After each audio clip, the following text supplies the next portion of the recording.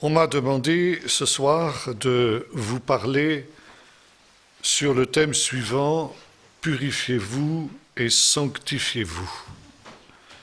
Et quand j'ai demandé des précisions sur ce que l'on attendait de moi dans ce domaine, il a été fait référence à un incident que je diffuse beaucoup dans mes tournées, que la plupart d'entre vous connaissez. Je vais quand même le citer brièvement pour ceux qui ne le sauraient pas. Il s'agit d'un incident qui est arrivé à un de nos amis qui habite la région de Bordeaux, qui est entrepreneur de travaux de son État, et qui, il y a 3 ans de cela maintenant, un peu plus, était en train de travailler sur un bulldozer pour défricher un terrain sur lequel il devait ensuite construire un bâtiment. Et pendant qu'il était en train de travailler à ce travail de défrichement, soudain, la chenille droite de son bulle est montée sur un tronc d'arbre qui s'est redressé comme ça, et qui allait heurter une branche qui était à l'aplomb la cabine de ce frère.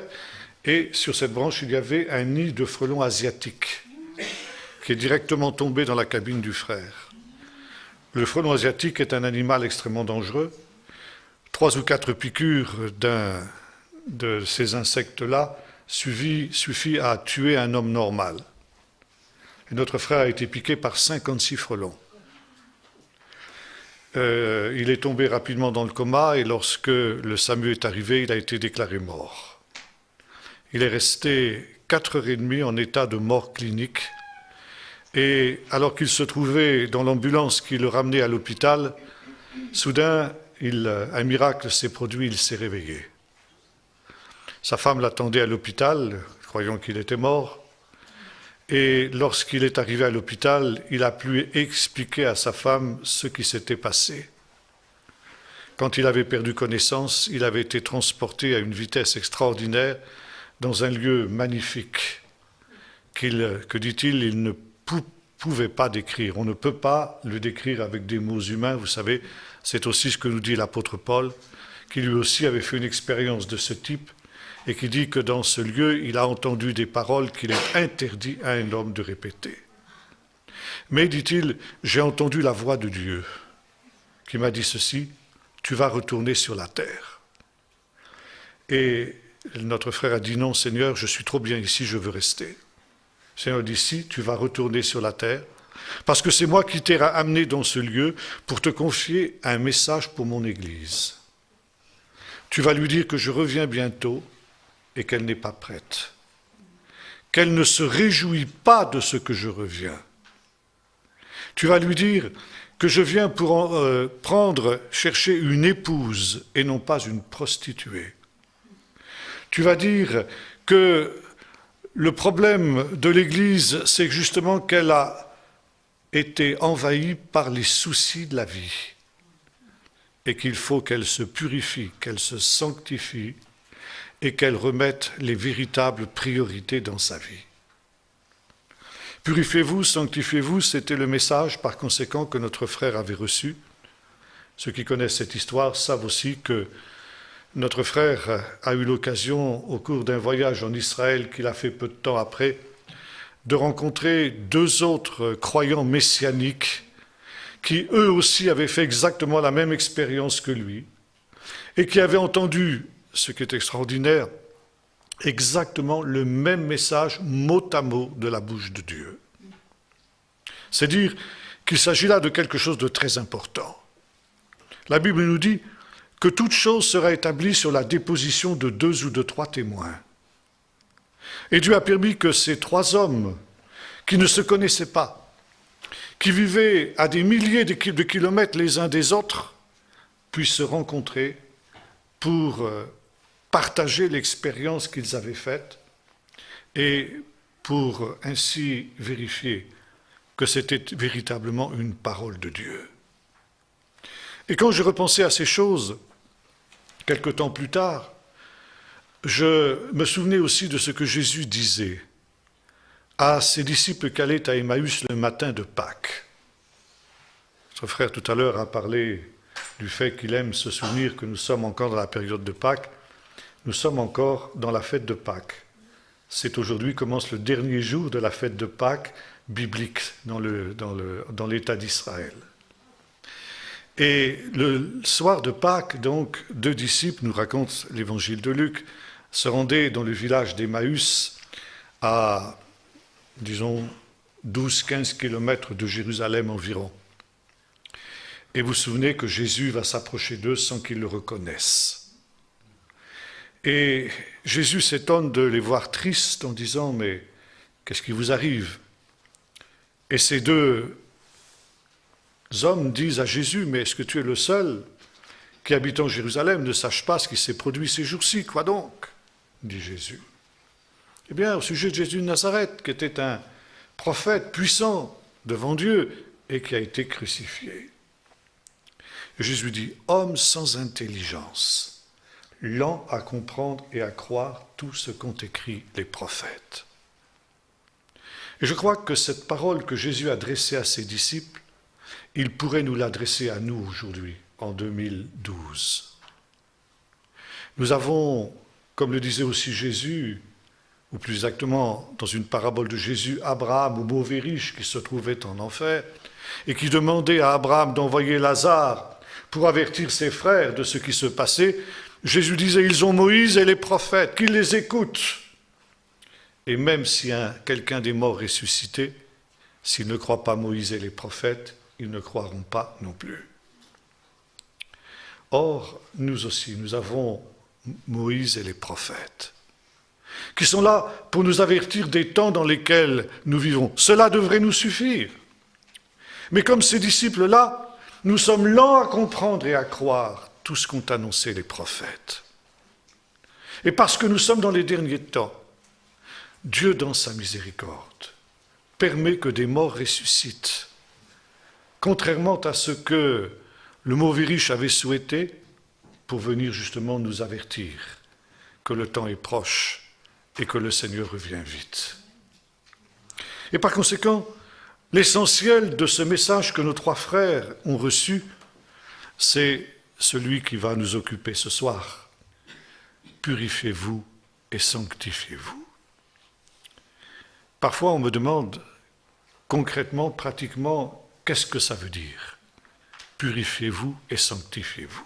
Eh bien, c'est ce que nous allons voir maintenant. Je voudrais que nous fassions 2 lectures. La première dans le livre du prophète Malachie au chapitre 3, à partir du verset 1er. « Voici que j'enverrai mon messager, il ouvrira un chemin devant moi. Et soudain entrera dans son temple le Seigneur que vous cherchez, et le messager de l'alliance que vous désirez, voici qu'il vient, dit l'Éternel des armées. Qui pourra soutenir le jour de sa venue? Qui est celui qui tiendra debout quand il paraîtra? Car il sera comme le feu du fondeur, comme la potasse des blanchisseurs. Il siégera, tel celui qui fond et qui purifie l'argent. Il purifiera les fils de Lévi, il les épurera comme on épure l'or et l'argent, et ils seront pour l'Éternel ceux qui amènent l'offrande avec justice. Alors l'offrande de Juda et de Jérusalem sera agréable à l'Éternel, comme aux jours d'autrefois, comme aux années précédentes. Je m'approcherai de vous pour le jugement, je me hâterai de témoigner contre les sorciers, les adultères, contre ceux qui font de faux serments, contre ceux qui oppriment le salarié, la veuve et l'orphelin, qui font tort à l'immigrant et qui ne me craignent pas, dit l'Éternel des armées, car c'est moi l'Éternel et je ne change pas. Un autre texte dans le livre du prophète Ésaïe au chapitre 6. L'année de la mort du roi Osias, je vis le Seigneur assis sur un trône très élevé. Les pans de sa robe remplissaient le temple. Les séraphins se tenaient au-dessus de lui, ils avaient chacun 6 ailes, 2 dont ils se couvraient la face, 2 dont ils se couvraient les pieds, et 2 dont ils se servaient pour voler. Ils criaient l'un à l'autre en disant « Saint, Saint, Saint est l'Éternel des armées, toute la terre est remplie de sa gloire. » Les soubassements des seuils frémissaient à la voix de celui qui criait, et la maison fut remplie de fumée. Je dis « Malheur à moi, je suis perdu, car je suis un homme dont les lèvres sont impures. J'habite au milieu d'un peuple dont les lèvres sont impures, et mes yeux ont vu le roi, l'Éternel des armées. Mais l'un des séraphins vola vers moi, tenant à la main une braise qu'il avait prise sur l'autel avec des pincettes. Il en toucha ma bouche et il dit, ceci a touché tes lèvres, ta faute est enlevée et ton péché est expié. J'entendis la voix du Seigneur qui parlait. C'est un texte qui ressemble énormément à l'expérience que nos trois frères que j'évoquais il y a un instant ont faite et qui concerne peut-être le plus grand de tous les prophètes, le prophète Ésaïe. Le prophète n'était pas véritablement, au moment où il a eu cette vision, au commencement de son ministère. Ce ministère de prophète et de grand prophète avait déjà commencé pour lui certainement un certain nombre d'années auparavant. Et voilà que dans ce moment précis qui nous est rapporté ici dans ce texte, le prophète se tenait dans le temple de Jérusalem, à l'occasion certainement d'un culte, d'une cérémonie religieuse. Et pendant qu'il était dans ce temple terrestre, il a été en quelque sorte ravi dans le temple céleste, parce qu'il y a, et vous lisez ça dans l'Épître aux Hébreux, deux temples, le temple céleste et le temple terrestre, dont le temple terrestre n'est rien d'autre qu'une réplique du temple céleste. Et alors qu'il est en train de célébrer un culte dans ce temple terrestre, le prophète est enlevé dans le temple céleste. Et là, il va avoir une vision de la gloire de Dieu. Il va entrer dans la présence de Dieu. Et soudain, il voit ce trône élevé, sur lequel le Seigneur est assis et sur lequel il règne sur toutes les œuvres de ses mains. Et autour de ce trône, il voit des êtres célestes qui sont appelés ici des séraphins. C'est une traduction de l'hébreu tstroufim, qui vient du mot letzaref, brûlé, consumé. Les séraphins sont des êtres ardents, des êtres de feu, des flammes de feu. Et ces êtres de feu sont autour du trône de l'Éternel. Et ils sont en quelque sorte les protecteurs de la majesté divine, de telle sorte que rien de souillé ni d'impur ne puisse approcher de la gloire et de la majesté de Dieu. Et ces êtres qui sont ardents, brûlants, consumés par la sainteté de Dieu, ils ont, nous est-il dit, 6 ailes, 2 qui leur servent pour voler, 2 qui leur servent pour se couvrir les pieds, et 2 dont ils se servent pour se couvrir la face. Pourquoi se couvrir la face? Parce qu'ils n'osent même pas regarder Dieu. Pourtant, ce sont des êtres saints.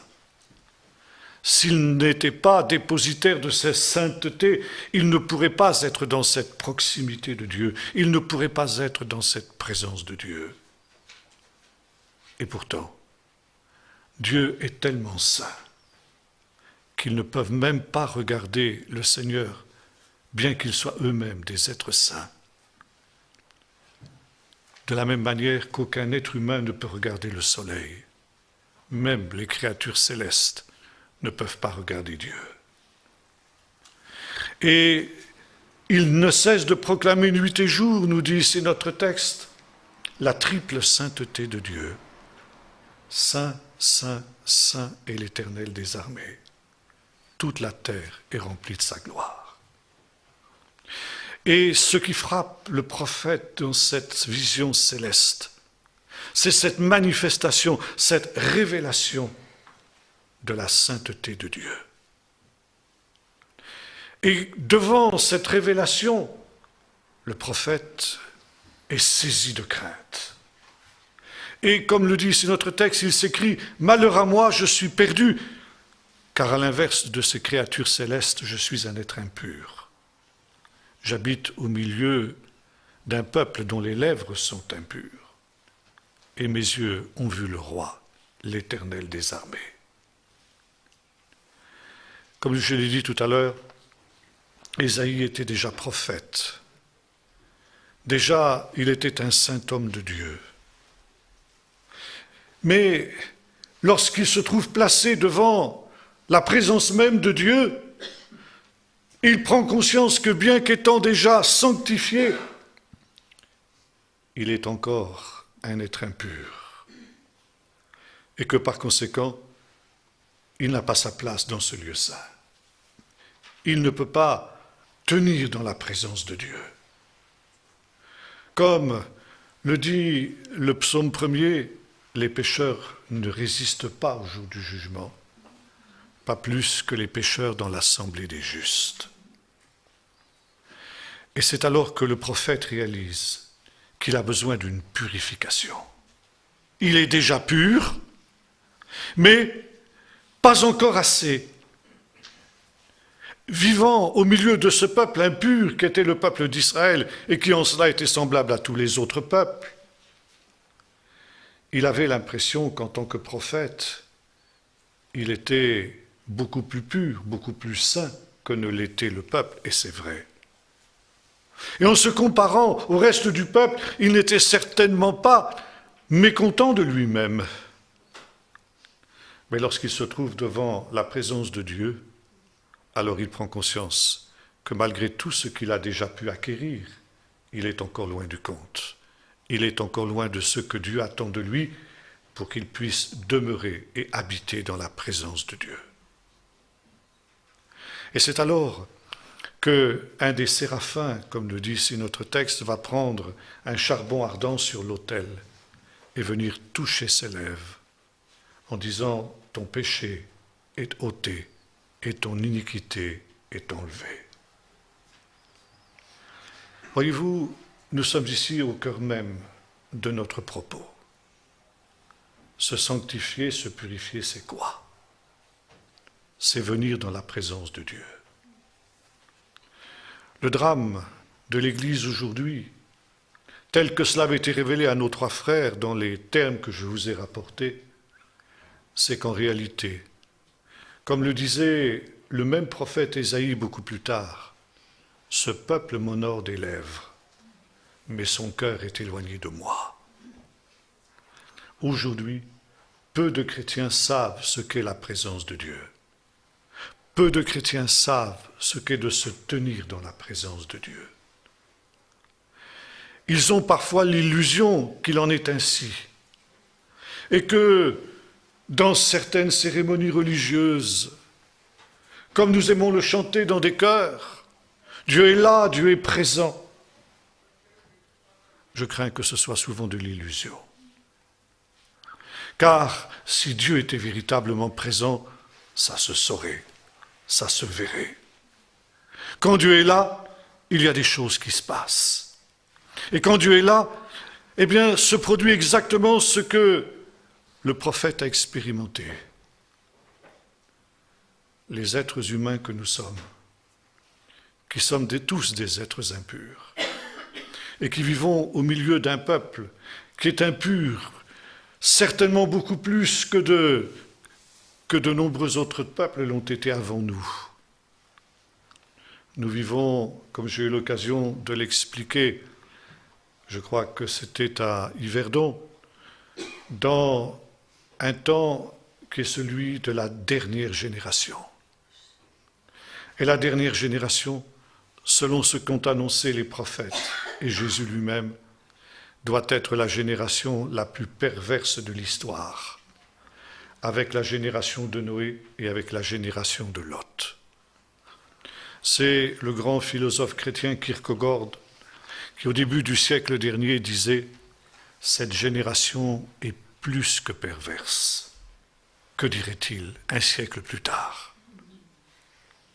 Nous vivons dans un peuple impur et nous sommes sans cesse, tous les jours, agressés par tout ce qui vient de l'adversaire. Et quoi que nous pensions, nous ne sommes pas indemnes de cette réalité, pas davantage que le prophète ne l'était de son temps. Et c'est la raison pour laquelle nous avons besoin de revenir au Seigneur. Revenez à moi. Revenez à celui dont vous vous êtes éloignés. C'est aussi le message des prophètes. Et revenir à Dieu, c'est revenir dans sa présence et c'est par conséquent reprendre conscience de la sainteté de Dieu. Dieu est saint, saint, saint, saint est l'Éternel. Et le peuple de Dieu a besoin de reprendre conscience que son Dieu est un Dieu saint. On insiste beaucoup aujourd'hui sur le fait que Dieu est amour.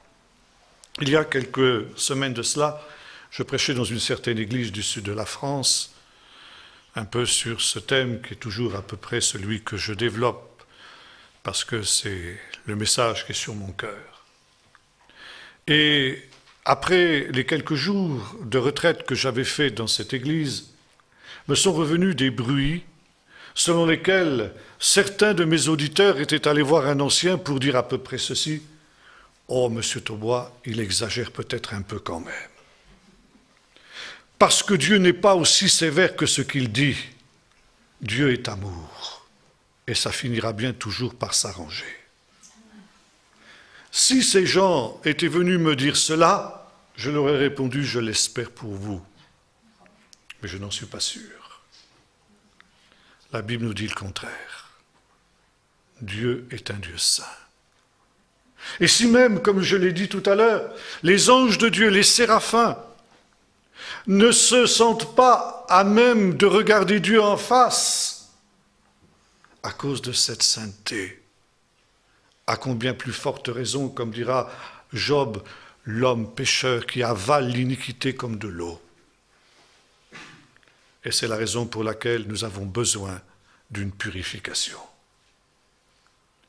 Nous avons besoin que le Seigneur agisse en ce qui nous concerne, comme il avait agi pour le prophète, et que l'ange de Dieu vienne nous purifier. Nous purifier parce que justement, si nous voulons nous tenir dans la parole de Dieu, si nous voulons nous tenir dans la présence de Dieu, nous n'aurons pas d'autre solution que de nous sanctifier, que de nous purifier. Nous l'avons dit tout à l'heure, le pécheur ne peut pas subsister dans la présence de Dieu. Et lorsque nous venons dans la présence de Dieu, soudain nous prenons conscience de cette impureté qui est attachée à nous. Peut-être ce que nous ne discernions pas jusqu'alors, ce que nous ne voyons pas, ce que peut-être nous minimisions en disant « Oh, tout le monde le fait, tout le monde est comme ça, c'est comme ça que ça se pratique aujourd'hui. » Soudain, eh bien, nous prenons conscience, quand nous venons dans la présence de Dieu, en face de la sainteté de Dieu, que ce qui nous semble sans importance est aux yeux de Dieu, au contraire, d'une extrême importance. Le péché est une chose grave aux yeux de Dieu. Et si nous voulons continuer à marcher dans le péché, si nous voulons continuer à vivre dans le péché, alors Dieu nous retirera sa présence, Dieu nous retirera son esprit. Vous vous souvenez de David, qui après son péché avait soudain pris conscience de la gravité de sa faute, alors qu'il avait essayé de la minimiser, et qui dans le psaume 51 dit « Ne me retire pas ton Esprit Saint ». C'était le risque. Ou David se sanctifiait, se repentait de son péché, mettait sa vie en ordre devant Dieu, ou bien Dieu lui aurait retiré son Esprit Saint et Dieu l'aurait rejeté. Comme disait un grand homme de Dieu du passé qui s'appelait Donald G., qui était un Britannique, et c'est pourquoi il avait cette expression, le Saint-Esprit est un gentleman. Et quand il se retire, il ne claque pas la porte. Il part sur la pointe des pieds. Et on ne se rend pas compte qu'il est parti. Et beaucoup aujourd'hui vivent dans l'illusion, s'imaginant que le Saint-Esprit est avec eux. Et comme le disait le Seigneur à une des églises de l'Apocalypse, en fait, je suis à la porte et je frappe. À la porte, ça veut dire dehors. Et aujourd'hui, nous nous trouvons dans ce temps où le peuple de Dieu n'est plus conscient même de la gravité du péché. Et le prophète, dans le livre du prophète Malachie aussi, rappelle une vérité essentielle. Je suis l'Éternel et je ne change pas. C'est quelque chose aujourd'hui qu'on a oublié. Nous étions tout à l'heure à nous entretenir avec un frère et j'évoquais ce verset. Dieu dit qu'il ne change pas. Et c'était le message central du réveil, lorsque le réveil est venu au début du siècle dernier. Les premiers pionniers de ce réveil réaffirmaient que Dieu était le même, hier, aujourd'hui, éternellement, qu'il ne changeait pas, que ses promesses étaient les mêmes, que Dieu était capable de faire aujourd'hui ce qu'il avait fait autrefois, mais que ses exigences aussi n'avaient pas changé, elles étaient les mêmes. Et que si nous voulions voir la gloire de Dieu, il fallait nous soumettre aux exigences de Dieu. Aujourd'hui, le changement a été érigé en valeur dans notre société. Que dis-je en valeur? En idole. Les hommes politiques nous proposent constamment des changements. Mais ce ne sont pas seulement les hommes politiques qui nous proposent le changement. Il faut que dans l'Église aussi les choses changent, dit-on. Parce que le monde est en train de changer et il faut par conséquent que nous nous adaptions aux changements qui sont à l'œuvre dans le monde. Et dernièrement, il y a déjà bon nombre d'années en fait, un pasteur dans une certaine ville de France avait annoncé une conférence sur ce thème « Changer l'homme et changer Dieu ». Il osait dire tout haut ce que beaucoup pensent tout bas mais n'osent pas affirmer. Sous prétexte d'adapter l'Évangile aux évolutions qui sont celles de notre monde, on est en train de le transformer et de voir apparaître un autre Évangile. Comme je le disais à mon frère tout à l'heure, si nous parlons de changement, quand on change de quelque chose, c'est parce qu'on n'est pas content de ce qu'on a. C'est parce qu'on espère recevoir quelque chose de mieux. Et c'est parce que l'on va échanger contre ce nouveau-là et quelque chose qui n'est pas bon ou quelque chose qui est imparfait. Si nous éprouvons le besoin de changer l'évangile pour un autre évangile, c'est donc que cet évangile-là n'était pas bon. Et c'est pourquoi la parole de Dieu nous rappelle que Dieu ne change pas.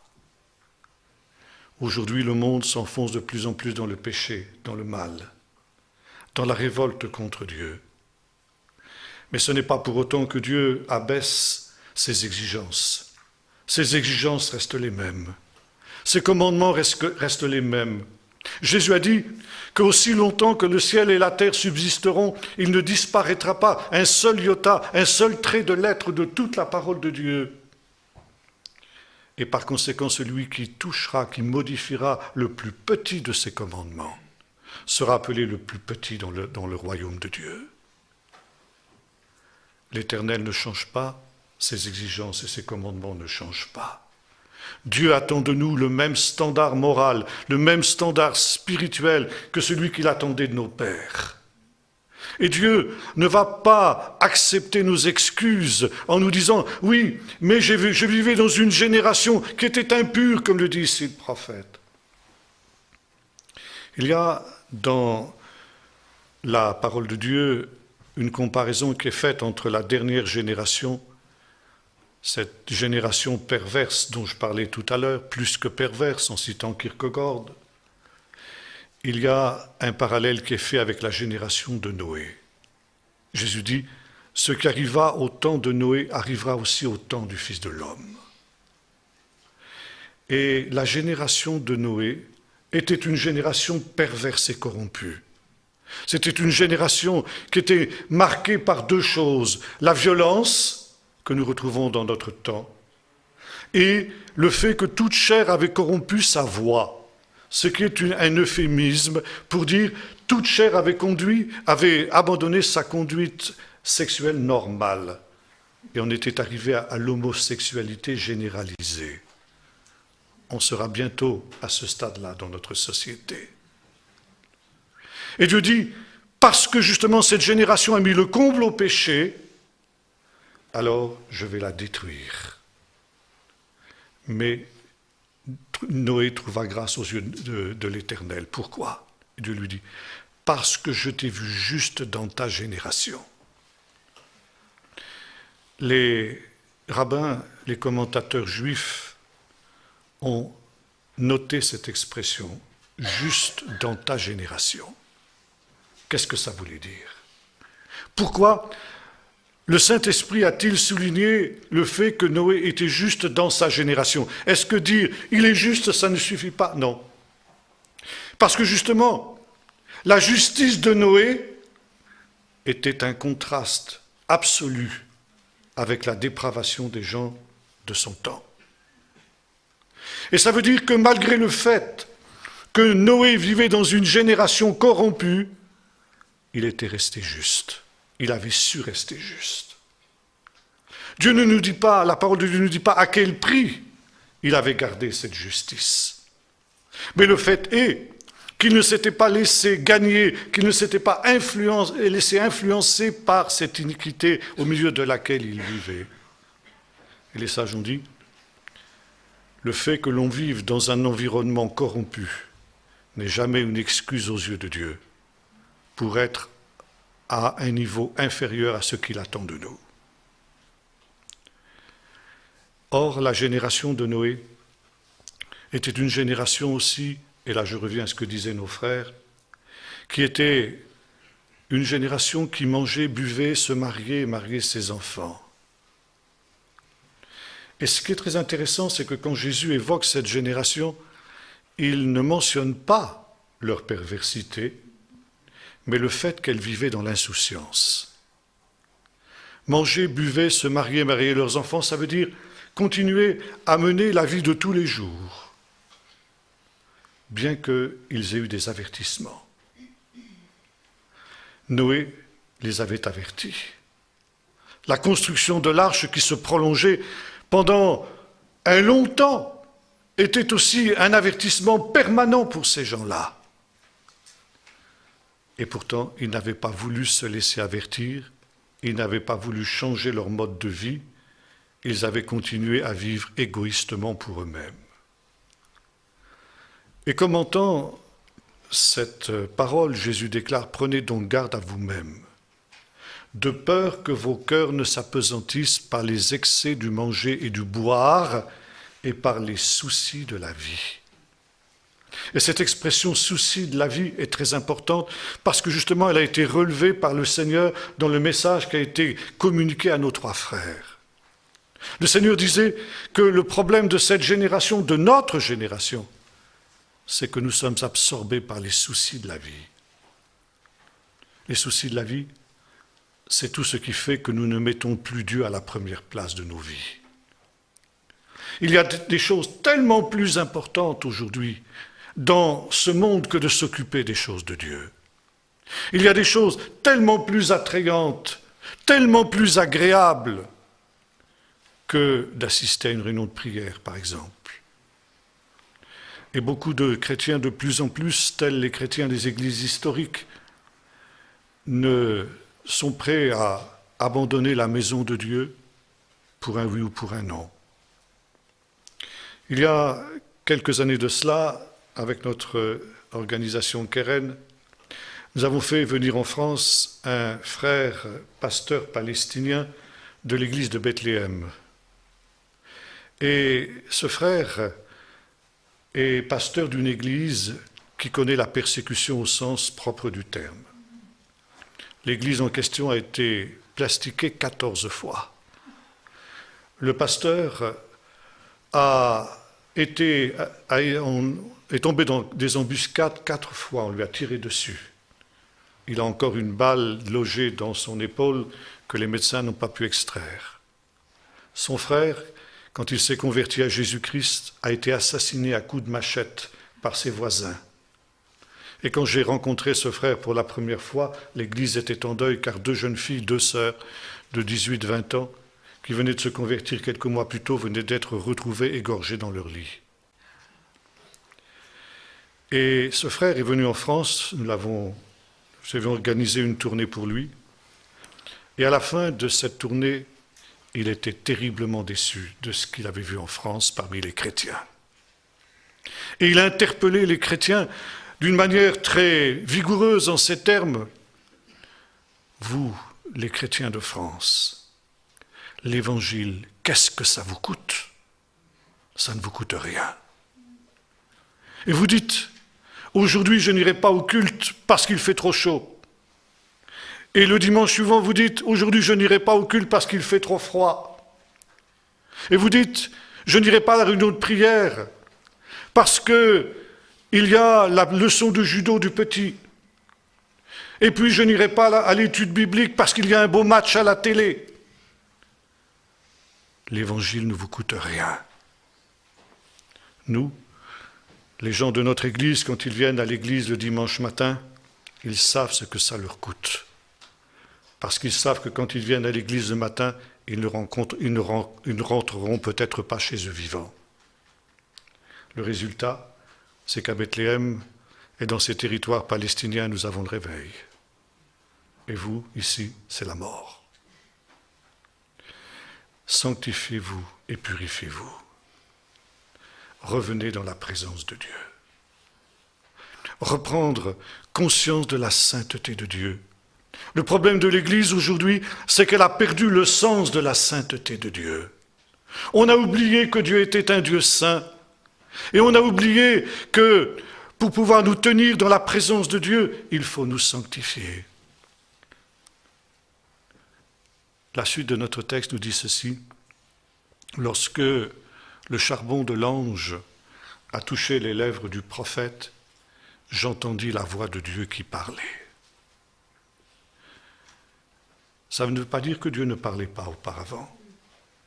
Ça veut dire que simplement, le prophète n'entendait pas Dieu qui parlait. Et ce n'est que lorsqu'il a été purifié, ce n'est que lorsqu'il a été sanctifié, qu'à nouveau, il a pu entendre la voix de Dieu. Aujourd'hui, nous vivons dans un temps très particulier. Et c'est notre frère, le regretté professeur Jacques Ellul, qui a déclaré ceci, « Nous vivons dans un temps du silence de Dieu, un temps où Dieu se tait, où Dieu ne parle plus. » Alors quand on dit cela dans beaucoup d'églises évangéliques, charismatiques et autres, on dit « Mais c'est pas vrai ! On entend constamment des choses extraordinaires. » Comme disait un de nos frères à Emmanuel, celui qui a été piqué par les frelons, qui visitait une église. Quand il a eu donné son témoignage, celui que j'ai rapporté brièvement, le pasteur de cette église lui a dit « Oh, je ne crois pas ton histoire. Parce que tu sais, nous avons des plans pour évangéliser le monde entier pendant le 21e siècle. Donc Jésus ne peut pas revenir avant la fin de ce siècle. D'ailleurs, nous avons eu des prophéties qui nous ont dit ça. »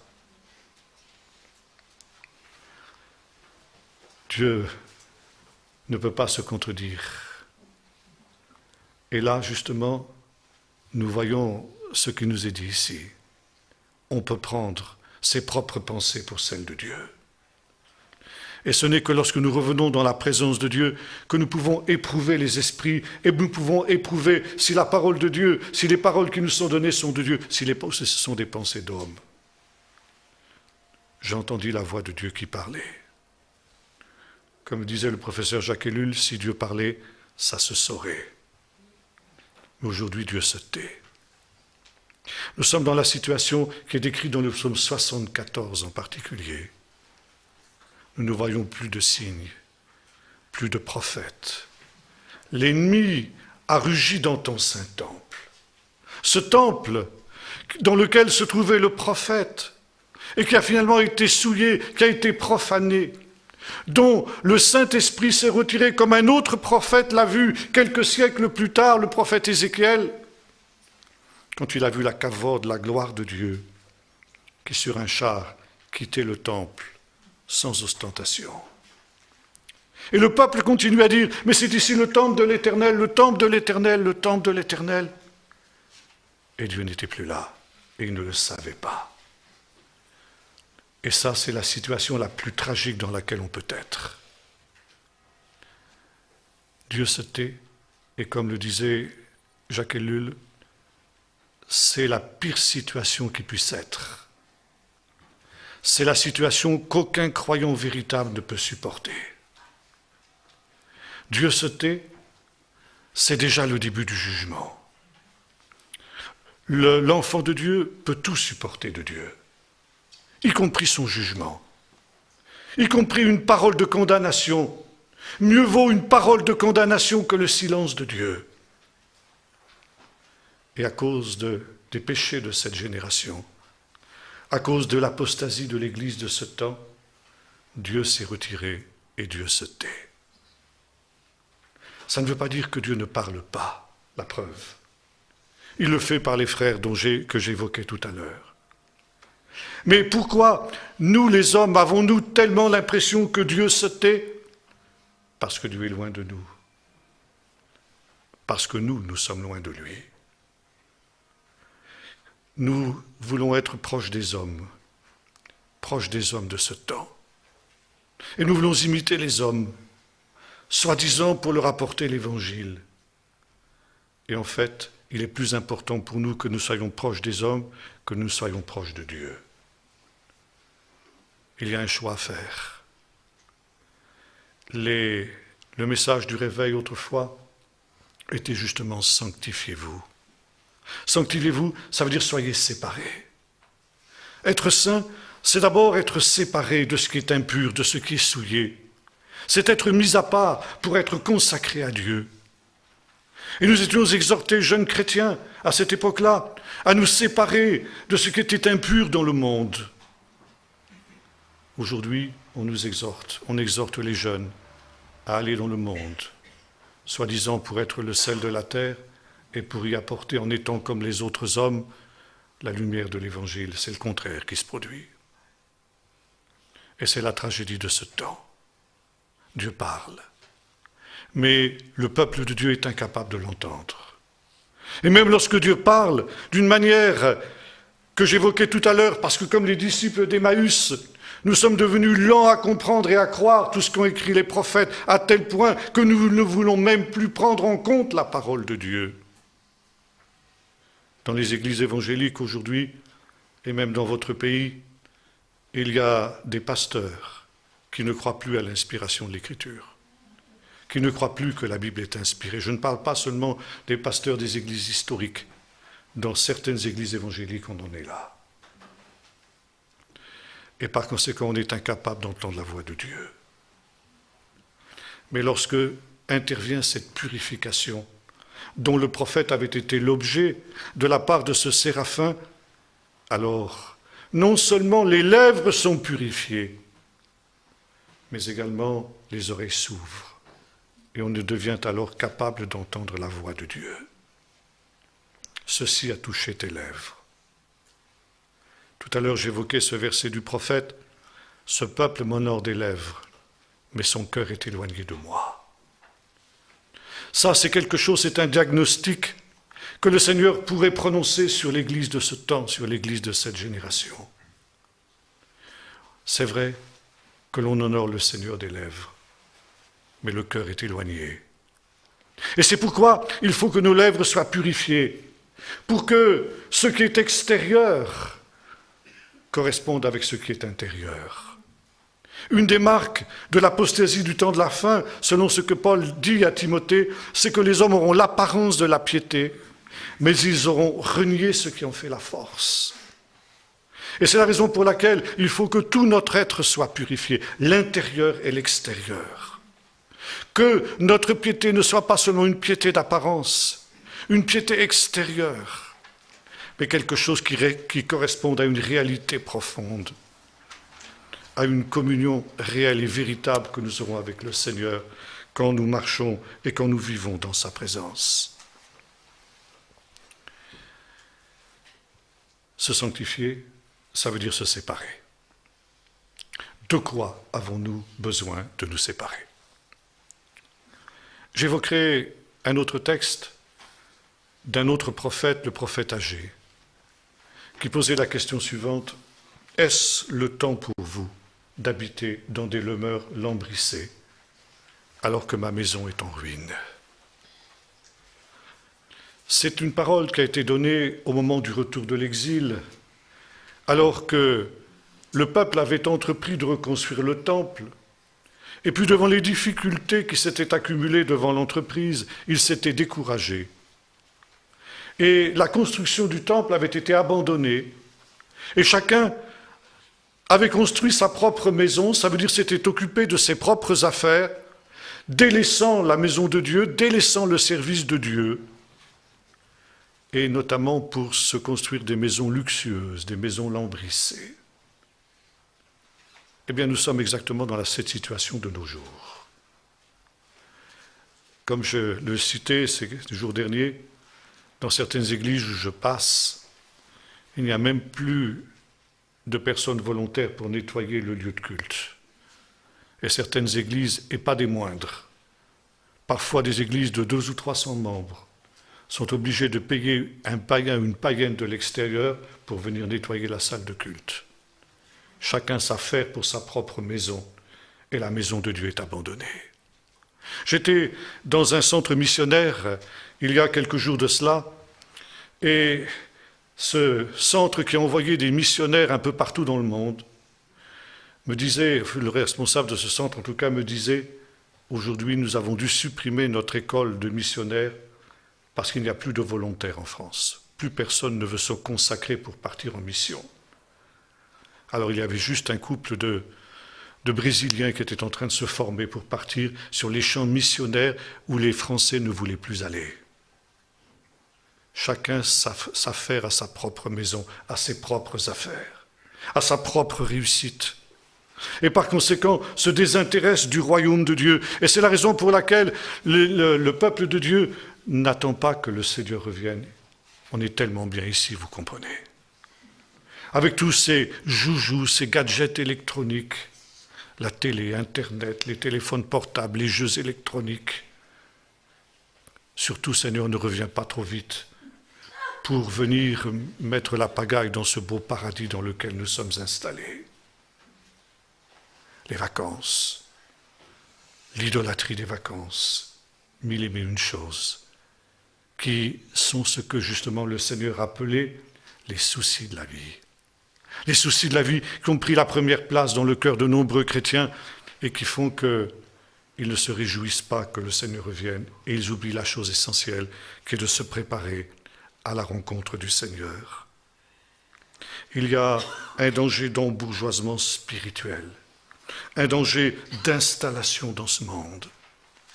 Et l'installation dans ce monde nous fait redescendre au niveau religieux, ce niveau qui est celui d'une piété d'apparence qu'évoquait l'apôtre Paul. Alors nous pouvons nous trouver dans la situation de cette église d'Éphèse que le Seigneur aussi reprenait dans les lettres aux églises de l'Apocalypse. Je connais tes œuvres, elles sont plus nombreuses que les premières. Mais j'ai une chose contre toi, c'est que tu as oublié l'essentiel, tu as abandonné ton premier amour. Peut-être qu'aujourd'hui, les églises ont davantage d'œuvres qu'autrefois. Quand on regarde les activités de certaines églises, c'est impressionnant. Il y a toutes sortes d'activités qui sont multipliées. Mais qu'en est-il de la communion véritable avec le Seigneur, de ce premier amour dont parlait justement le Seigneur? Se sanctifier, c'est aussi un autre élément extrêmement important qui n'est plus guère prêché dans beaucoup d'églises aujourd'hui, mourir à soi-même. Et cette mort à elle-même, elle est au centre de la prédication de Jésus. Si quelqu'un veut venir après moi, qu'il se charge de sa croix, qu'il renonce à lui-même et qu'il me suive. Celui qui voudra sauver sa vie la perdra. mais celui qui perdra sa vie la retrouvera. Et Jésus dit cela, entre autres, en relation avec son retour. À cause justement de cela, un sera pris, l'autre laissé. Ce sera celui justement qui aura voulu sauver sa vie, qui sera laissé sur place. Le temple, j'ai parlé tout à l'heure du temple, c'est bien sûr le temple céleste, puisque le temple terrestre n'existe plus. Mais il existe un autre temple, l'Église, qui est le temple du Saint-Esprit, qui est composé non pas de pierres mortes, mais de pierres vivantes. Et de la même manière qu'au centre du temple, au centre du culte du temple, il y avait le sacrifice. De la même manière, au centre du culte de l'Église, il doit y avoir le sacrifice. Paul disait ceci dans l'Épître aux Romains, chapitre 12, « Je vous exhorte, frères, par les compassions de Dieu, à offrir vos corps en sacrifice saint, agréable à Dieu, ce qui sera de votre part un culte raisonnable. » Aujourd'hui, on veut sauver sa vie. Ça veut dire profiter de tout ce que ce monde peut apporter de positif, pense-t-on. Renoncer, ce n'est pas du tout dans l'air du temps. Renoncer, ce n'est pas ce à quoi nous exhortent les médias. Et par conséquent, les prédicateurs eux-mêmes hésitent à prêcher ce message, parce que c'est un message qui n'est pas populaire. Renoncer à soi-même, renoncer à satisfaire ses exigences, renoncer à satisfaire ses ambitions, ses plaisirs, pour se consacrer entièrement à l'obéissance au Seigneur, à faire la volonté de Dieu. Jésus disait, si le grain qui est tombé en terre ne meurt, il reste seul. Mais s'il meurt, il porte beaucoup de fruits. Et Jean-Baptiste, reprenant ce thème, disait, déjà la cognée est mise à la racine des arbres. Tout arbre qui ne porte pas de fruits est coupé, jeté au feu. Quels fruits portons-nous? Quels fruits portes-tu? C'est temps. Si le Seigneur revenait, est-ce qu'il trouverait du fruit dans ta vie? Et s'il n'y a pas de fruit, pourquoi n'y en a-t-il pas? Parce que tu es peut-être comme ce grain de blé qui n'est pas tombé en terre et qui n'est pas mort. Et si le grain de blé ne tombe pas en terre, il ne peut pas porter du fruit. Un sacrifice vivant. Je vous exhorte, frères, à offrir vos corps en sacrifice vivant. Et lorsque ce sacrifice vivant est offert, lorsque ce sacrifice est sur l'autel, alors le feu descend. Et le feu, c'est le feu de l'Esprit. Ce feu qui avait touché les lèvres du prophète. C'est à partir du moment où le prophète avait accepté cette mort à lui-même, « Malheur à moi, je suis perdu », qu'il accepte de se laisser consumer par le Seigneur. Et le Seigneur va venir allumer ce feu dans son cœur. Dans ses lèvres d'abord, et dans des lèvres, cela va pénétrer dans son être tout entier. Il va y avoir une véritable destruction de l'homme ancien pour qu'un être nouveau apparaisse par la grâce et par l'opération du Saint-Esprit. Dans le livre du prophète Malachie, le texte que nous avons lu tout à l'heure, nous retrouvons la même pensée. Qui pourra supporter le jour de sa venue? Qui restera debout quand il apparaîtra? Eh bien, pour cela, le Seigneur envoie son messager, qui vient pour purifier son temple, qui vient comme un feu dévorant, et il purifiera les fils de Lévi, ça veut dire il purifiera ceux qui officient dans le temple, avec un feu qui les fondra, afin qu'ils puissent offrir des sacrifices et des offrandes qui soient agréables à l'Éternel. Et lorsque notre corps a été placé sur l'autel, il faut que l'Esprit de Dieu vienne. Il faut que l'Esprit de Dieu descende. Et pour cela, il ne faut plus qu'il y ait le moindre domaine réservé dans nos vies. Si nous voulons garder quelque chose pour nous-mêmes, quelque chose qui n'est pas soumis à la volonté de Dieu, qui n'est pas abandonné à la volonté de Dieu, alors nous ne sommes pas un sacrifice vivant. Si nous voulons garder la maîtrise d'une partie même infime de notre vie, nous ne sommes pas un sacrifice vivant et le feu ne pourra pas descendre. Ce n'est que lorsque nous avons renoncé à nous-mêmes que le Seigneur peut accomplir cette œuvre de purification. Moïse disait autrefois à Israël, dans un cantique prophétique, parlant de ce qui allait arriver après sa mort, quand le peuple d'Israël serait rentré dans le pays promis et qu'il allait se trouver au milieu de l'abondance, il disait, Israël est devenu gras, il a regimbé et il a oublié le Dieu de son salut. Le drame de notre temps, c'est que nous sommes trop bien, nous sommes trop riches, nous sommes dans un trop grand confort. Il y avait une chère sœur, aujourd'hui disparue, en Espagne, qui avait vécu l'époque de Franco. Elle avait vécu ce temps où les chrétiens évangéliques étaient persécutés. Et puis, lorsque Franco était mort, dans les années 70, en Espagne, il y avait eu un changement de régime. Et la liberté religieuse s'était instaurée. Et soudain, il y avait eu un essor important des églises évangéliques. Et quelques années plus tard, je rencontrais cette sœur et je parlais avec elle, et nous nous entretenions de cette évolution du monde évangélique en Espagne. Elle me disait, oui, c'est vrai, il y a davantage de chrétiens qu'il y en avait à l'époque de Franco, mais c'est plus pareil. Il n'y a plus la ferveur, il n'y a plus le feu qu'il y avait à cette époque-là. Et elle disait, pour que nous retrouvions le contact avec Dieu, pour que nous retrouvions la présence de Dieu, pour que nous retrouvions le premier amour, ce dont nous aurions besoin, disait-elle, c'est d'une bonne persécution. Je n'irai pas jusque-là. Mais je comprenais ce qu'elle voulait dire. Elle n'avait pas entièrement tort. Nous avons une vie trop facile. Et cette vie trop facile nous éloigne de Dieu. Et c'est parce que Moïse avait prévu cela qu'il avait ordonné à Israël, tous les ans, à la période de la fête des tabernacles, de retourner au désert, vivre dans des cabanes, dans le dépouillement, pour retrouver le contact avec Dieu, pour retrouver la présence de Dieu. Je l'attirerai au désert, et là je parlerai à son cœur. Le temps dans lequel nous sommes est un temps où nous avons besoin d'une purification au désert. Aller au désert. Élie avait eu besoin de cette rencontre avec Dieu quand il avait perdu le sens de la présence de Dieu. Quand après ce qui s'était passé au Carmel, il était incapable à nouveau d'entendre la voix de Dieu qui parlait, comme le fera plus tard le prophète Ésaïe.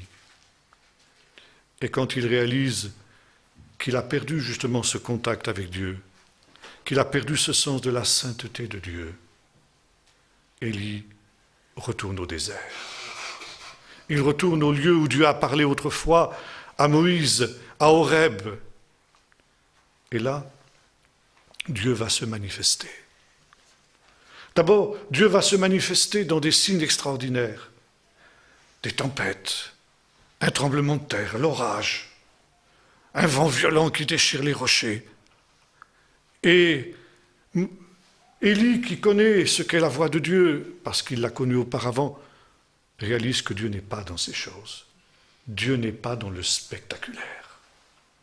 Aujourd'hui, nous sommes à la recherche de spectaculaire. Et nous pensons que quand il y a des choses spectaculaires qui se passent, Dieu est là. C'est rare que Dieu soit dans le spectaculaire. Et après ces signes spectaculaires dans lesquels Dieu n'était pas, Élie entend, en hébreu on dit kol de mama, ça veut dire littéralement le bruit d'un silence. C'est tout à fait paradoxal. Un silence, ça ne fait pas de bruit. Mais il reconnaît ce Dieu qui parle dans un murmure doux et léger, comme certaines versions traduisent aussi. Le drame de l'Église aujourd'hui, c'est qu'elle ne supporte plus le silence. Et c'est pourquoi, pour pouvoir à nouveau entendre la voix de Dieu qui parle, il faut être prêt à sortir au désert. Le désert, c'est le lieu du dépouillement. C'est le lieu où on abandonne tout ce qui est inutile, tout ce qui est vain, tout ce qui encombre notre vie, tous ces soucis de la vie dont nous parlions tout à l'heure, pour nous recentrer sur l'essentiel. Mon fils qui vit dans le désert depuis 4 ans me disait cela aussi. Il dit, tu sais, ici, eh bien, il n'y a pas de tentation comme dans les villes. il n'y a pas de magasin, il n'y a pas de spectacle, il n'y a pas de tous ces moyens de distraction qui marquent notre civilisation. Il n'y a que la solitude et le silence. Et dans cette solitude et dans ce silence, on entend Dieu qui parle. Je l'attirerai au désert, et là je parlerai à son cœur. Le peuple de Dieu a besoin de cette démarche, de ce retour au désert, pour y entendre à nouveau la voix de Dieu, et pour que, étant ainsi dans cette situation, le feu de Dieu puisse redescendre. Et quand le feu de Dieu descend, alors c'est à nouveau le temps du réveil. C'est le moment où le Seigneur se révèle à nouveau. Dieu parle parce qu'il ne change pas. Et Dieu, de la même manière qu'il attendait le prophète et qu'il parlait, mais personne n'était capable de l'entendre, quand les lèvres du prophète ont été touchées par ce feu de Dieu, alors ses oreilles s'ouvrent et à nouveau, il retrouve le contact avec Dieu. Quand nous revenons sur l'autel du sacrifice, lorsque nous purifions nos vies de tout ce qui l'encombre, de tout ce qui est vain, de tout ce qui est inutile, alors le feu de Dieu vient purifier notre vie. Soudain, les choses anciennes sont passées, toutes choses deviennent nouvelles, et à nouveau, nous sommes capables d'entendre la voix de Dieu. De nouveau, Dieu agit comme par le passé, parce que nous l'avons dit avec le prophète, Dieu est le même, il ne change pas. Et le Seigneur est toujours prêt à recommencer avec ceux qui sont prêts à repartir avec lui, à redémarrer avec lui à zéro. Je pourrais m'arrêter longtemps sur ce sujet, mais mon temps passe. Je vais conclure. Il est aussi question d'un autre feu dans l'Évangile. Un jour, Jésus traversait la Samarie et les Samaritains, parce qu'ils étaient juifs, n'avaient pas voulu recevoir Jésus et ses disciples. Et 2 disciples de Jésus, les fils de Zébédée, avaient dit « Seigneur, ordonne que le feu du ciel descende sur ces hommes et les consume. » Et Jésus répond « Vous ne savez pas de quel esprit vous êtes animés. » Le feu est toujours conséquence d'un esprit. Et sur l'autel de l'Éternel, on peut faire brûler le feu de Dieu, mais on peut aussi avoir la tentation d'y amener un feu étranger. C'est ce qu'avaient fait les 2 fils d'Aaron qui avaient été consumés par le feu. Et encore une fois, chaque feu est la conséquence d'un esprit. Le feu de Dieu est la conséquence de la venue de l'Esprit de Dieu. Un feu étranger, c'est parce qu'il y a un autre esprit qui anime ceux qui en sont l'objet. Est-ce que tu sais ce soir de quel esprit tu es animé? Quel est le feu qui brûle en toi? Est-ce le feu de Dieu ou est-ce un feu étranger? Est-ce le feu de Dieu ou est-ce le feu du monde que tu as plus ou moins accommodé avec un vocabulaire religieux, évangélique et biblique, mais qui finalement est en réalité un feu étranger, un autre évangile? Comment le savoir? Revenir dans la présence de Dieu. Refaire l'expérience du prophète Ésaïe. Reconnaître la sainteté de Dieu, venir dans la sainteté de Dieu. Reprendre conscience que Dieu est un Dieu saint, et quand nous reprenons conscience que Dieu est un Dieu saint, tout change. Parce que nous ne pouvons pas rester dans la présence de Dieu sans nous sanctifier. Quand nous sommes dans la présence de Dieu, la purification et la sanctification, elles se réalisent automatiquement, ou bien alors nous sommes obligés de partir. Mais nous ne pouvons plus rester dans la présence de Dieu, dans cet état de tiédeur spirituelle que Jean dénonçait dans l'Apocalypse au sujet de l'église de Laodicée. Dans la présence de Dieu, il y a un choix décisif qui s'impose. Ou tu te sanctifies, et par conséquent, tu deviens bouillant, ou bien tu t'en vas, et tu es froid. Mais tu ne peux pas rester dans l'état de tiédeur spirituelle. Revenez à moi, et je reviendrai à vous. Je voudrais terminer par une dernière expérience qui m'a été rapportée par un pasteur que je visitais ces dernières semaines. C'est par conséquent quelque chose de tout récent. c'est un incident qui s'est produit en Allemagne, qui concerne une sœur. J'en ai parlé pour ceux qui ont assisté à mes réunions précédentes. Et comme je l'ai dit hier à Genève pour ceux qui étaient avec nous là-bas, j'ai dit que je le répéterai partout où j'irai pendant cette tournée en Suisse. Donc, pardonnez-moi si vous avez déjà entendu cette histoire, mais il y en a qui ne l'ont pas entendue.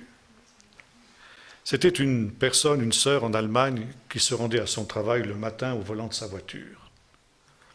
Et soudain, elle a vu sur le bord de la route un monsieur bien mis, d'aspect sympathique, qui faisait de l'autostop. Elle avait pour principe de ne pas prendre aucun autostoppeur, parce qu'il y a eu tant de problèmes avec les autostoppeurs qu'on ne connaissait pas, que sa première réaction, ça a été de passer son chemin. Mais quelque chose l'a retenu. Est-ce que c'était l'aspect sympathique de ce monsieur, ou peut-être tout simplement l'Esprit de Dieu? Toujours est-il qu'elle a arrêté sa voiture et qu'elle a invité ce monsieur à monter. Il s'est donc installé à l'arrière de la voiture. La dame a redémarré et, après quelques minutes de trajet, le monsieur a ouvert la bouche et a commencé à parler. Et voici ce qu'il a dit. Déjà, les trompettes sont à la bouche. La dame était surprise. Elle dit quoi? Qu'est-ce que vous avez dit? Et le monsieur répète une deuxième fois. Déjà, les trompettes sont à la bouche. Alors la dame est de plus en plus intriguée. Elle dit, mais monsieur, mais expliquez-vous, qu'est-ce que vous voulez dire? Je ne comprends pas. Et une troisième fois, le monsieur, avec un ton grave et solennel, lui dit, déjà, les trompettes sont à la bouche. La dame était tellement impressionnée qu'elle s'est retournée pour regarder son interlocuteur. Et derrière, il n'y avait plus personne. Le personnage avait mystérieusement disparu. Alors vous imaginez le choc que cette personne a éprouvé. Elle a dû arrêter sa voiture, tellement elle était impressionnée, sortir prendre l'air, et puis retrouver ainsi ses esprits. Et elle est revenue vers sa voiture, elle s'est appuyée sur le capot pour essayer de reprendre son souffle. Et c'est alors que deux gendarmes à motocyclette, sont passés. Et ils ont vu cette femme qui était affalée sur sa voiture, ils ont cru qu'elle avait un malaise. Alors ils ont fait demi-tour, ils se sont arrêtés, ils ont dit « Madame, ça ne va pas, vous avez besoin d'aide, vous êtes malade ?» « Non, laissez-moi tranquille, tout va bien. » « Non, on voit bien que ça ne va pas. » Alors, elle dit « Si je vous dis ce qui se passe, vous allez me prendre pour une folle. » Les gendarmes lui ont dit « Mais dites quand même. » Alors elle a raconté cette histoire. Et au fur et à mesure qu'elle racontait, elle voyait ces gendarmes qui changeaient de couleur et qui se mettaient à trembler. Et à un moment, elle s'est interrompue, elle dit « Mais, monsieur, vous êtes malade, ça ne va pas bien ?» Et les gendarmes ont dit « Madame, vous êtes la 6e personne qui nous dit ça ce matin. Déjà, les trompettes sont à la bouche. » Et voyez-vous, cette expérience vient renforcer celle des 3 frères que j'ai évoqués au début de mon propos. Le Seigneur avertit son peuple que le temps est très court maintenant et que par conséquent cette exhortation à se purifier, à se sanctifier est une chose essentielle. Se sanctifier, nous l'avons dit, c'est se séparer des choses impures. C'est revenir dans la présence de Dieu. C'est être à nouveau capable d'entendre la voix de Dieu, être à nouveau capable de prendre au sérieux la parole de Dieu, parce que nous avons repris conscience de la sainteté de Dieu. Et par conséquent, accepter de se détourner des choses viles du monde pour nous consacrer totalement à la seule chose essentielle, servir Dieu avant son retour, afin d'être ses serviteurs que le Seigneur trouvera à l'œuvre quand il reviendra et auquel il pourra dire « C'est bien, bon et fidèle serviteur, tu as été fidèle en peu de choses, je t'en confierai de grandes, entre dans la joie de ton maître. » Que celui qui est saint se sanctifie encore. Le prophète était saint, nous l'avons vu. Et pourtant, Dieu lui a montré qu'il fallait qu'il se sanctifie encore. Nous ne sommes pas arrivés. Comme disait un vieux cantique, va plus loin, même si tu te crois arrivé, tu n'es pas arrivé. Même si le Seigneur revient demain, eh bien, il y a un chemin encore qu'il faut faire avec lui. Que celui qui est pur se purifie encore. Et Paul disait à Timothée, si quelqu'un se conserve pur en s'abstenant de ces choses, il sera un vase d'honneur, utile à son maître et propre à toute bonne œuvre. Être un vase d'honneur qui aura sa place dans la Jérusalem céleste, dans le temple céleste. Parce que, comme nous disions tout à l'heure avec cette parabole de Jésus, ayant été fidèle ici-bas dans les moindres choses, le Seigneur, dans la gloire, nous en confiera de grandes. Saint, Saint, Saint est l'Éternel des armées. Toute la terre est remplie de sa gloire. Prions maintenant. Seigneur notre Dieu,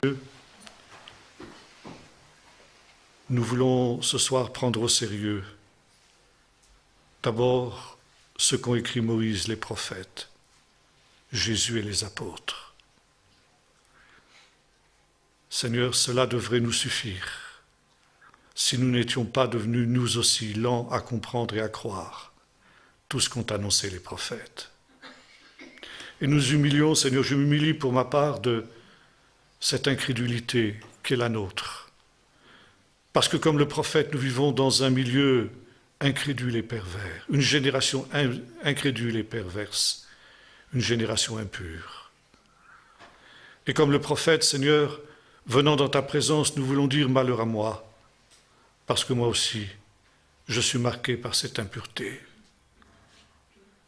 Mais Seigneur, nous voulons revenir à toi ce soir de tout notre cœur.